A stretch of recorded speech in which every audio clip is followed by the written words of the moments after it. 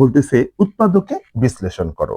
ওকে, তাহলে দেখো লিখে রাখছি, এটাকে কিভাবে উৎপাদকে বিশ্লেষণ করতে হয় একটু কিন্তু বুঝে শুনে চলতে হবে। ঠিক আছে, প্রশ্নটা কিন্তু জটিল।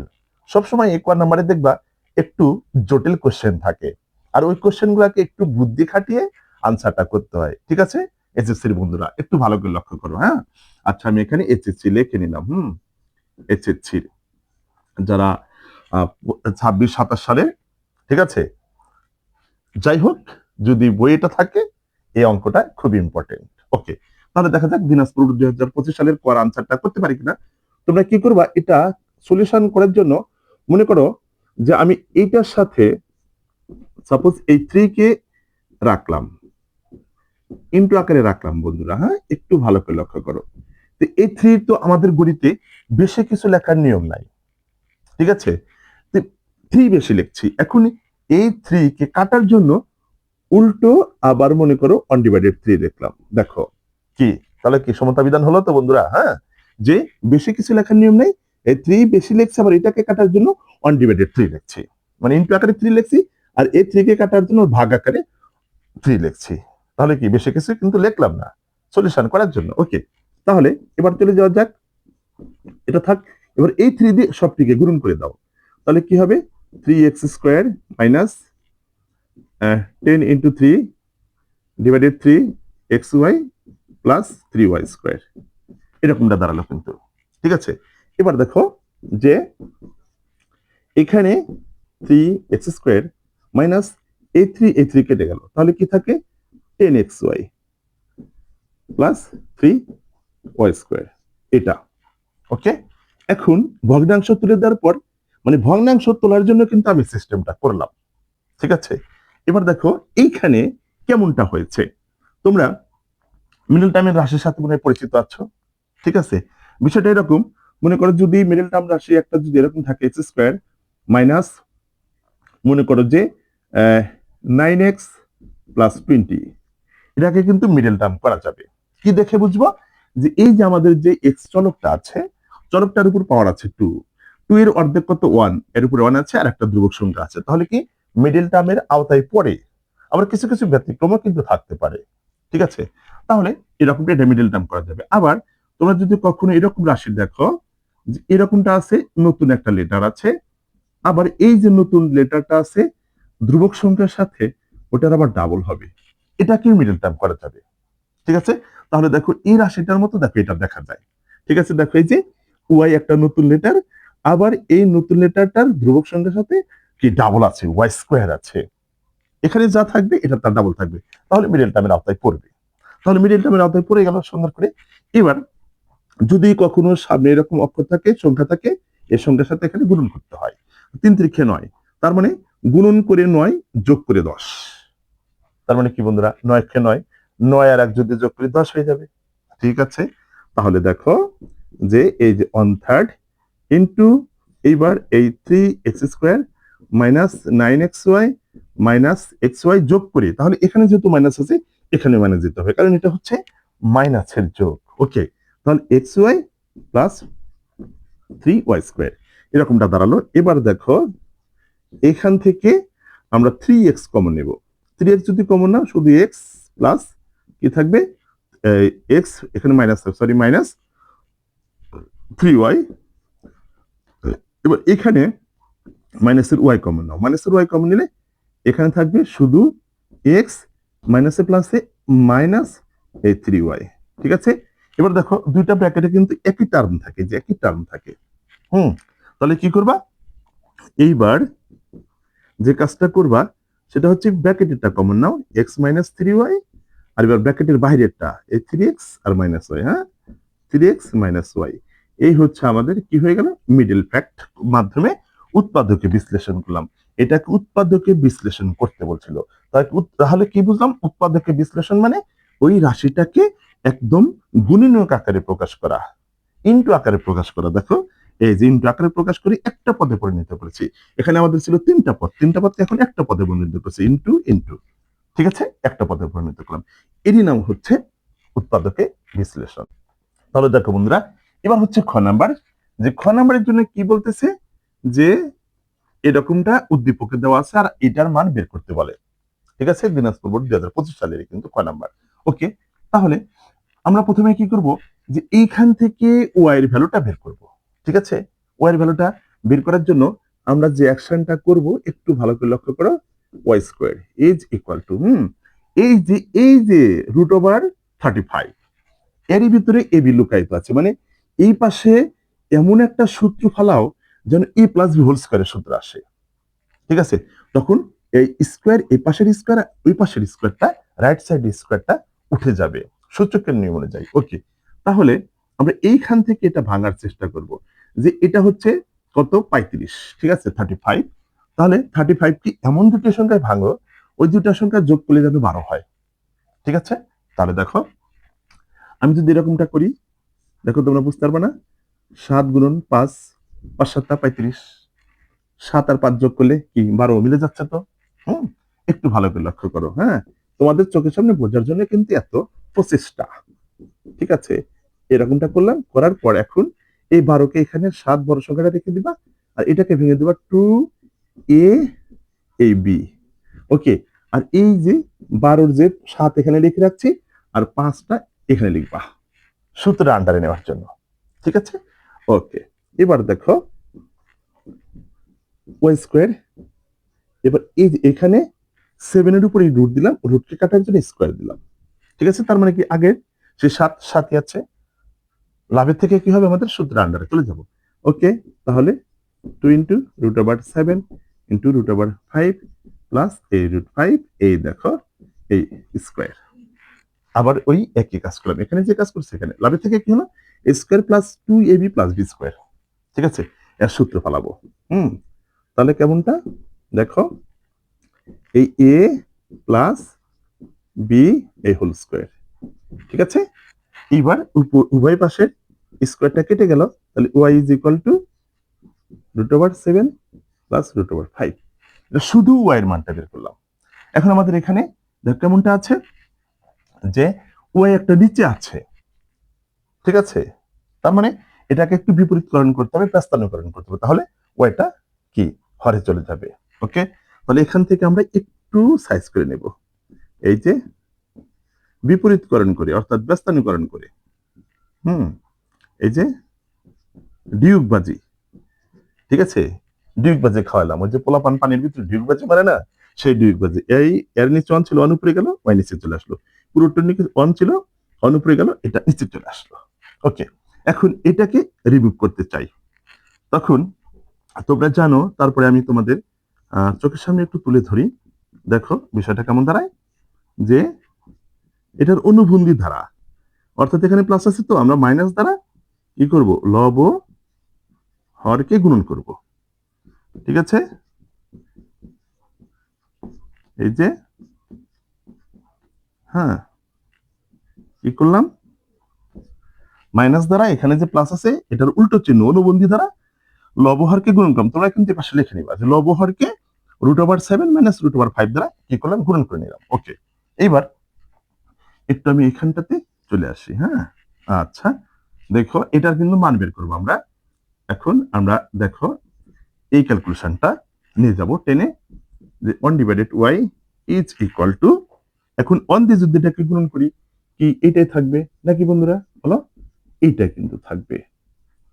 ঠিক আছে, এখন এই নিচে হরে যে আছে A plus B into minus B, তাহলে কি হবে এই স্কোয়ার মাইনাস এই বি স্কোয়ার। ঠিক আছে, এরকমটা হলো। এবার দেখো নেক্সট লাইন, যে root over 7 minus root over 5, এই স্কোয়ার রুট কেটে গেল 7, এই স্কোয়ার রুটে গেল এই যে 5। এবার 1 divided Y is equal to root over 7 minus root over 5 divided 2। 7 থেকে যদি 5টা বাদ দাও 2 থাকে, এখন এই নিচের 2টা যদি আমি এই পাশে নিয়ে আসি, এটা ছিল হর, আর এই রাইট সাইড থেকে যখন লেফট সাইডে নিয়ে আসবা তখন এটা উপরে চলে আসবে, অনের সাথে গুণন করে দিলাম। বিষয়টা এরকম দাঁড়ালো। ঠিক আছে, একদম পরিষ্কার। মাইনাস করে দেবো, হ্যাঁ মাইনাস আমাদের মাইনাসের মান দরকার হবে, মাইনাস করে দিলাম, তাহলে এটা মাইনাস।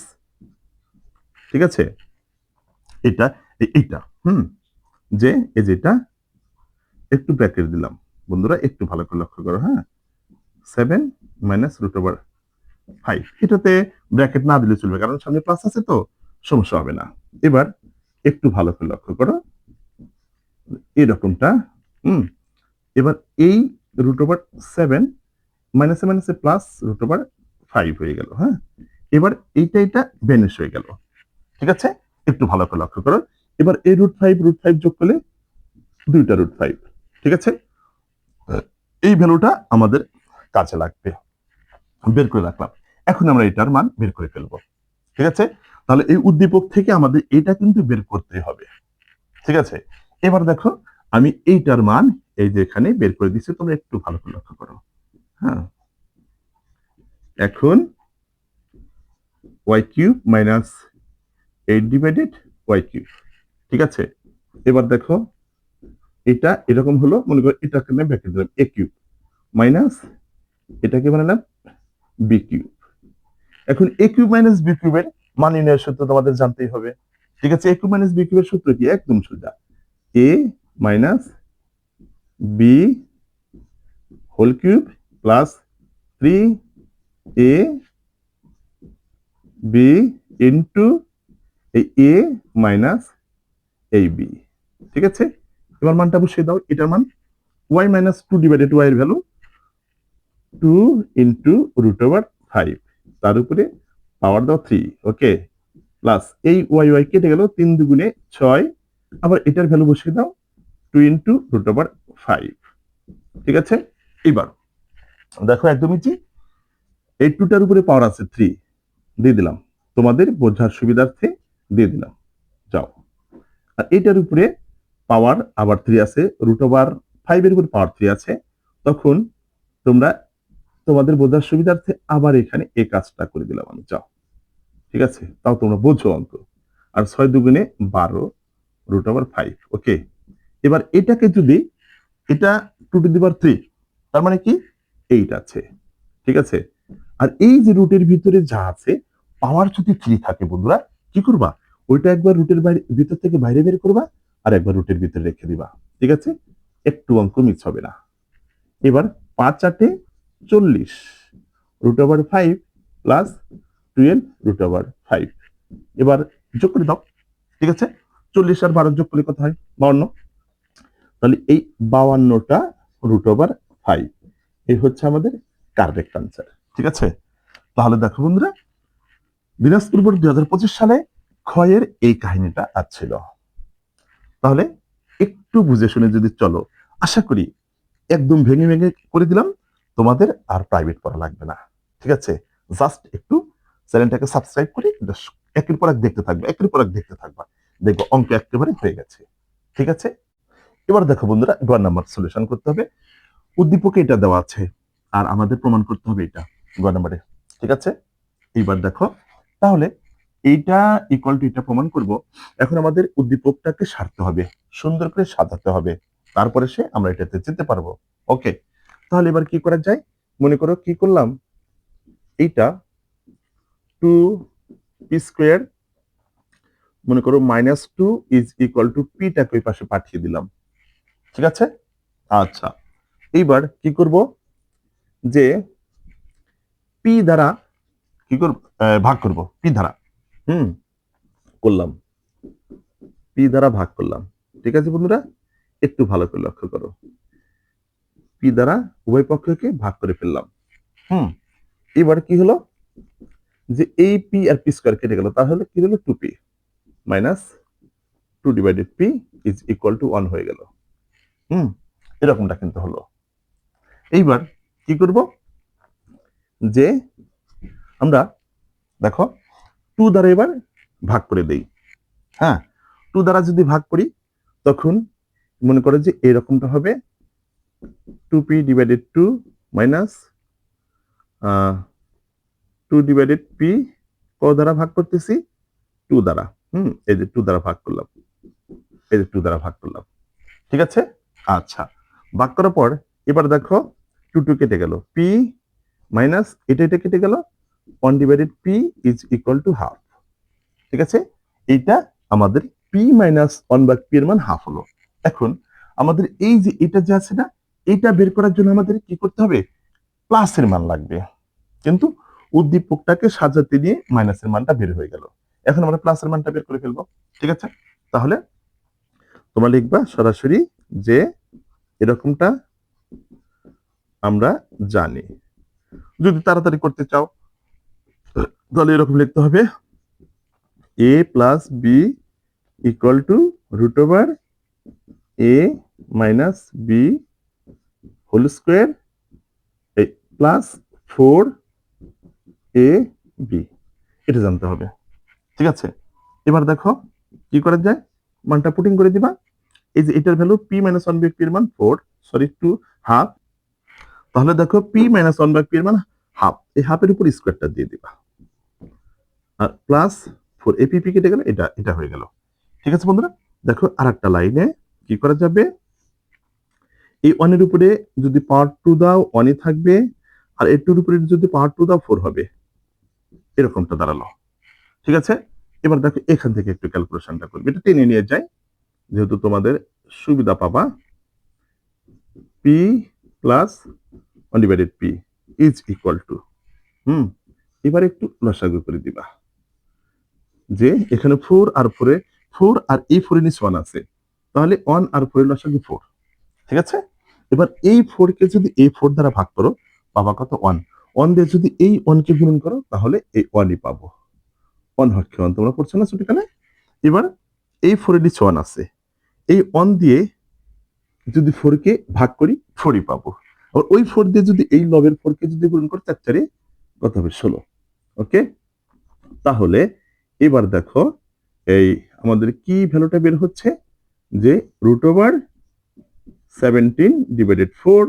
এবার 17 কে আমরা এরকমই রেখে দেবো, কারণ হচ্ছে 17 কে যদি আমরা রুট করি দশমিক এসে যাবে, কিন্তু 4 কে যদি রুট করি 2 পাবো। ঠিক আছে, তাহলে P plus one by P এর ভ্যালুটা এখানে বের করে রাখলাম। এবার এইটা বের করার জন্য আবার P square plus one by P square মান দরকার। ওকে, তাহলে এখন আমরা সূত্রাং দিয়ে দেখো সুন্দর করে ধীরে ধীরে মানটা বের করে ফেলবো। এটা সূত্র, তুমি এখন এটা দিয়ে করতে পারো, আবার এটা দিয়ে করতে পারো, ইচ্ছা। কিন্তু যদি এই ভ্যালুটা বসাও, যে এইটা দেখে যদি সূত্র অ্যাপ্লাই করো তাও হবে, আবার যদি বলো না স্যার এটা দিয়ে করবো তাও হবে, কিন্তু দুটাই হবে। এখন আমাদের মনে করে যে যদি এটা ফেলাই এটা হবে, এটা আচ্ছা এটা এটা এটা দিয়ে করি। মনে করো যে A square plus B square সূত্র কি বলো, A plus B whole square minus 2ab, এটা পাবা, এর বাইরে তো পাবা না। এবার দেখো এটার ভ্যালু তো আমাদের জানা আছে এখানে। হ্যাঁ, এই ভ্যালুটা বসিয়ে দিলাম, যে রুট ওভার 17 ডিভাইডেড 2 এই হোল স্কয়ার মাইনাস 2, এটা তো কেটে গেল। ঠিক আছে, এইবার দেখো এই স্কয়ার রুট কেটে গেল, তাহলে 17 ডিভাইডেড 4, আর এই 2টা তো কি 2 এর উপরে পাওয়ার আছে 2, এজন্য 4 হয়ে গেল, এই মাইনাস আবার 2। ওকে, এইবার আবার একটু লসাগু করো 4, মানে 4 আর এই 2 এর 1 আছে, 4 আর 2 এ 4 আর 1 এর লসাগু 4। এবার এই 4 কে যদি এই 4 দ্বারা ভাগ করো কত থাকবে, 1। 1 দিয়ে যদি 17 দিয়ে গুণন করি এই 17 মাইনাস, এবার এর নিচে কত আছে 1। 1 দিয়ে যদি 4 কে ভাগ করি 1ই থাকবে, 4ই থাকবে। 1 দিয়ে যদি 4 কে ভাগ করি 4ই থাকবে। তখন এই 4 দিয়ে 2 কে যদি গুণন করো কত, 4 দুগুণে 8। ওকে, এবার নেক্সট লাইনে আমরা কি করব, একটু ভাগ করে সরি বিয়োগ করে ফেলবো। 17 থেকে 8 বাদ দাও। ঠিক আছে, তাহলে 17 থেকে যদি 8 বাদ দাও 9 থাকে, 9 ডিভাইডেড এই 4 থাকবে, টিকে থাকবে। ঠিক আছে, তাহলে আমাদের পি স্কয়ার প্লাস 1 ভাগ পি স্কয়ারের ভ্যালুটা বের করলাম। আবার এইটার মান নির্ণয়ের জন্য কি বের করতে হবে জানো, পি কিউ প্লাস 1 ভাগ পি কিউ এর ভ্যালু দরকার। ঠিক আছে, আচ্ছা এবার চলে যাই। দেখো যে এই আবারও লিখতে পারো অথবা সূত্রাং দিয়ে, আচ্ছা লিখে দিই, আবার লিখে দিই, তোমাদের বোঝার যদি সুবিধা হয় তোমরা বুঝলেই ভালো। আমার বোঝার কোনো উপকার নাই, আমি তো বুঝতেই পারি, তোমাদের ভালো বুঝতে হবে, অঙ্ক আনসার করতে হবে। এবার দেখো আমরা মান বের করব কি, P Q plus 1 divided P Q এর। ঠিক আছে, এবার এর সূত্র তো জানা আছে নাকি বন্ধুরা, যে পি প্লাস 1 ভাগ P whole cube minus 3ab into এই a প্লাস বি, এইটা। ঠিক আছে, এইবার দেখো আমাদের এটার ভ্যালু কত আছে। এটার ভ্যালু আছে হচ্ছে এই √7 ডিভাইডেড 2। তাহলে এই √17 ডিভাইডেড 2 তার উপরে পাওয়ার এই কিউব আছে থাকবে মাইনাস এটা কেটে গেল এটা পি প্লাস 1/p এর মান এই যেটা √17 ডিভাইডেড 2 এরকমটা। ওকে, এবার দেখো কি করা যায়। যে আমাদের শর্টকাট একটু করে দিলাম, এই √17 এর উপরে যদি পাওয়ার 3 থাকে তাহলে ওই 17 একবার বাইরে বের হয়ে আসবে আর একবার এই রুটের ভিতরে থাকবে। আর এই 2 কে 2 এর উপরে পাওয়ার যদি 3 দাও তাহলে কত বের হবে? 8 বের হবে মাইনাস এবার এখানে 3 ইন্টু √17 ডিভাইডেড 2। ওকে, এরকমটা আসলো কিন্তু। এবার নেক্সট লাইনে দেখো 8 আর 2 এর লসাগু 8। এবার এই 8 কে যদি 8 দ্বারা ভাগ করে থাকবে কত? 1। এই 1 দিয়ে আমাদের এটাকে গুণন করতে হবে। ঠিক আছে, তাহলে এটাই পাবো মাইনাস। এবার এই 8 কে যদি 2 দ্বারা ভাগ করো কত হবে? 4। এই 4 দিয়ে যদি এটাকে গুণন করো তাহলে কত হবে? 3 4 12 √17। এখন কথা হচ্ছে যে ওই যে ভাগ করার পর যে সংখ্যাটা বেঁচে থাকবে ওটা কিন্তু আবার এই রুটের ভিতরে যা গুণন হবে না। ঠিক আছে, রুটের বাইরে যে সংখ্যাগুলো আছে ওটাগুলো কিন্তু গুণন করতে হবে। ওকে, এবার একটু ভালো করে লক্ষ্য করো যে এই 17টা √ মানে 17 থেকে অর্থাৎ 17 ইন্টু √17 থেকে 12 ইন্টু √17 যদি সাবস্ট্রাক্ট করো বিয়োগ করো কত পাবো? ঠিক আছে, একবার মনে করো এইভাবে যদি করো 7 থেকে 2 বাদ দাও তাহলে কত হলো? 5। আর 1 1 মিলে গেল, মনে করো বামের শূন্য বসানো, তার মানে কি 5টা √17 ডিভাইডেড 8 থাকে। এই হচ্ছে মানে কিউবের ভ্যালুটা বের করে ফেললাম। এখন আমরা লেফট সাইড দিয়ে কাজ করব, দেখি মেলে নাকি। দেখো এই যে 4 8 32 নিচে মিলে আছে, এই যে 4 8 32। ঠিক আছে, এখন এটা মেলানোর পালা। ঠিক আছে, এখানে যেহেতু করে ফেলেছি আমি এটা মুছে করে দিলাম বন্ধুরা। হ্যাঁ, ওই পাশে আমার আর জায়গা নাই, জায়গার সংকুলন হলো না। আমি একটু তোমাদের এই পাশে সলিউশন করে দেওয়ার চেষ্টা করব। তোমরা একেবারে সুন্দর করে দৃষ্টিতে তাকিয়ে থাকো, ইনশাল্লাহ বোঝার কথা আর কি। হ্যাঁ, যে কিভাবে অঙ্কটা সলিউশন করা যায়। হ্যাঁ, দেখো এই যে এখন লিখবো, এখন LS মানে লেফট সাইড আমাদের p⁵ প্লাস 1 ডিভাইডেড p⁵। এখন এর সূত্র আমাদের জানতে হবে। সূত্রটা কেমন হবে? p² plus 1 divided p², okay, into p³ plus 1/p³ minus p plus 1/p। এই হচ্ছে ল, এই হচ্ছে সূত্র। ঠিক আছে, এবার মানটা বসিয়ে দাও। এর ভ্যালু p² প্লাস 1/p² এর মান বের করে রাখছি এই যে এখানে। দেখো 9 divided 4 into p³ plus 1/p³ এর মান এই যেটা, যে 5 into √17 divided 8 minus p plus 1/p এর মান আমার মনে হয় এখানে ছিল, এই যে এটা p প্লাস 1/p এর মান ছিল √17 ডিভাইডেড 2। ঠিক আছে, এই ভ্যালুটা ছিল। এবার দেখো খুব সহজে মিলে যাবে ইনশাল্লাহ, আশা করি। যে এই উপরে এই 5 আর 9, ঠিক আছে, 5 আর 9 আমরা কি করব? গুণন করব, তাই না? এখানে 5 9 কত হলো? 45 √17 আর 4 8 32 মাইনাস এই √17 ডিভাইডেড 2। ঠিক আছে, এবার দেখো বন্ধুরা নেক্সট লাইনে কি করব, যে একটু লসাগু করে দিবা। হ্যাঁ, 32 আর 2 এর লসাগু। ঠিক আছে, 32 আর 2 এর লসাগু 32। ঠিক আছে, এবার এই 32 কে যদি 32 দ্বারা ভাগ করি থাকবে কত? 1। 1 দিয়ে যদি উপরেরটাকে গুণন করো এই যে এইটাই পাবা, যে 45 ইন্টু √17 মাইনাস। এবার এই 32 কে 2 দিয়ে ভাগ করো তাহলে কত পাবো? 16। ঠিক আছে, 16 যদি আবার এর সাথে গুণন করো 16টা √17 পাবো। এইবার দেখো অটো মিলে যাবে যে এই 45টা √17 থেকে 16টা √17 যদি বাদ দাও থাকবে তোমার উত্তর দেখে লেখা যাবে 29টা √17 ডিভাইডেড 32। ঠিক আছে, দেখো এই যে কি রাইট সাইড মিলে গেছে না, ওয়াও অঙ্ক হয়ে গেছে। সুতরাং লেফট সাইড সমান রাইট সাইড প্রুফড। কি ভালো লাগছে বন্ধুরা? হ্যাঁ, অঙ্কটা একটু জটিল, ঠিক আছে। দিনাজপুর বোর্ড 2025 সালে অঙ্কটা একটু কঠিন ছিল আসলে। বীজগণিতের অঙ্ক একটু বানায় দেয়, ঠিক আছে। সব টিচারটা একটু তোমাদের মাথার গিলুটাকে একেবারে নড়িয়ে তোলে, ঠিক আছে। এই জন্য একটু মানে কঠিন করে দেয়। তবে তোমাদের বইয়ের ভিতরে যে অঙ্কগুলো আছে করা, যে প্র্যাকটিসটা আছে, যে প্র্যাকটিস করা আছে, যে উদাহরণে এক্সাম্পল করা আছে, ওভাবে যদি চলো ইনশাল্লাহ পারবা। ওকে।